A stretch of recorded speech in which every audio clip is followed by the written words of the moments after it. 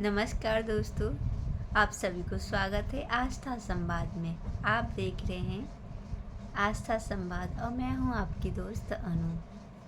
और आज मैं बात करने वाली हूं एक छोटी सी स्टोरी यानी कहानी, जिससे जीवन का सत्य और मृत्यु का सत्य जानेंगे। ये कहानी सुनने के बाद बहुत ही एक गहरा ज्ञान मिलेगा आपको कि हम लोग जो जीवन जी रहे हैं आखिर किस प्रकार की है। तो जानते हैं ये स्टोरी। ये कहानी एक राजा जी के है जो बहुत महान हुआ करते थे और उन्होंने सोचा कि अपने राज्य से निकल के आसपास के जो जंगल है वहाँ शिकार किया जाए। तो वो एक दिन शिकार पे निकले और शिकार उन्होंने किया और करते करते शाम ढल सी गई थी। तो उन्होंने सोचा कि चल अब वापस अपने राज्य लौटते हैं। लौटने के क्रम में उन्होंने रास्ता भूल गए। तो रास्ता भूलने के कारण आसपास उन्होंने देखा और सोचा कि आज रात में इसी जंगल में आराम करता हूँ, कल मैं अपने राज्य वापस चले जाऊँगी। ये सारे सोचने ते इधर उधर देखते हैं राजा जी कि आसपास ठहरने के लिए मुझे कुछ जगह मिल जाए, किसी झोपड़ी में मैं ठहर लूँ। थोड़ी दूर जाने के बाद उनको एक कुटिया दिखता है। कुटिया में एक तपस्वी अपना तप पे पूरा कर रहे थे और जो कुटिया था बहुत ही गंदा सा स्मेल आ रहा था, महक बहुत ख़राब आ रहा था। मतलब टूटी फूटी सी थी और बहुत ही ख़राब था। न वहाँ पे कुछ सुविधाएं थी, कुछ नहीं थे। वो एक ऋषि के थे जो वो तप कर रहे थे, अपना वहाँ आराम करते थे। तो वहाँ गए और बोले ऋषि जी कि मैं आज रात यहाँ ठहरना चाहते हैं और ठहरने के बाद मैं सुबह चले जाऊँ।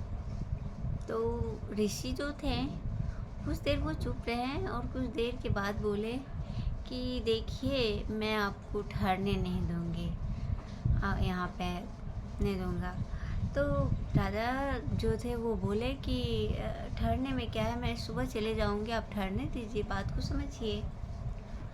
तो वो उन्होंने ऋषि बोले कि देखिए मैं ठहरने दूँ, बहुत लोग यहाँ पे आते हैं और ठहरते नहीं के लिए तो मैं बोल देती हूँ, ठहरने के बाद वो जाते ही नहीं हैं, ये जाना ही नहीं चाहते हैं। तो बोलते वो राजा जो थे वो सोच में पड़ गए कि ऐसा क्यों कह रहे हैं ये कि ठहरने के जाते ही नहीं, ये किस प्रकार का बात बोल रहे हैं। बोले कि ऐसा कुछ नहीं होगा, मैं सुबह चले जाऊंगी, मैं इस देश के राजा हूँ, मुझे अपने प्रजा की सेवा और अपने राज्य को संभालने के लिए मैं चले जाऊंगी। आप मुझे कृपया करके मुझे रात भर ठहरने दें। बोले कि देखिए ठहरने तो दे सकते हैं, बट यहाँ जो ठहरते हैं ना उनको यहाँ के वातावरण और यहाँ कुटिया से इतना लगाव हो जाए कि छोड़ के जाना ही नहीं चाहते हैं। यही दुविधा है और राजा समझ नहीं पा रहे हैं किस प्रकार ऐसा है, क्या है माया। बहुत कहने पे राजा के बहुत ही कहने पे ऋषि ने बोले कि ठीक है आप ठहरिए। वो रात में आराम करते हैं राजा और वही होता है। क्या माया जल है, क्या कुटिया का प्रभाव था कि राजा सुबह उठते हैं, उसके बाद बोलते हैं कि ऋषि मैं इस कुटिया में ही रहूँगी, आपके साथ ही रहूँगी, अब मैं जाने वाली नहीं हूँ। तो मेरा आप लोग से एक सवाल है, क्या राजा को ये करना सही था? राजा को उस कुटिया में रुकना वो सही था?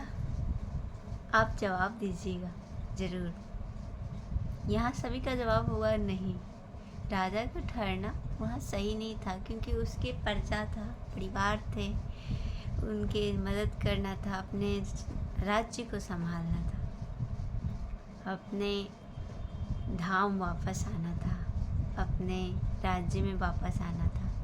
ठीक उसी प्रकार हमारी जीवन भी है।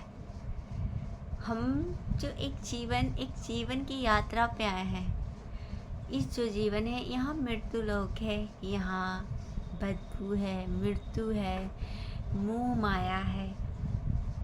हम लोग इस जीवन में आते तो हैं इस कदर, उसके बाद जाने का नाम ही नहीं लेते हैं।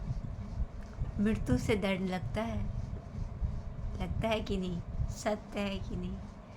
तो क्या ये सही है हम लोग के लिए? नहीं, हम लोग को सही है जीवन यात्रा पे आए हैं, जिसको निर्वाह करके अपने धाम जाना है, श्री कृष्ण के द्वार जाना है। तो आप इस कहानी से कैसी लगी मुझे ज़रूर बताइएगा, और क्या आप समझ पाए जीवन का रहस्य?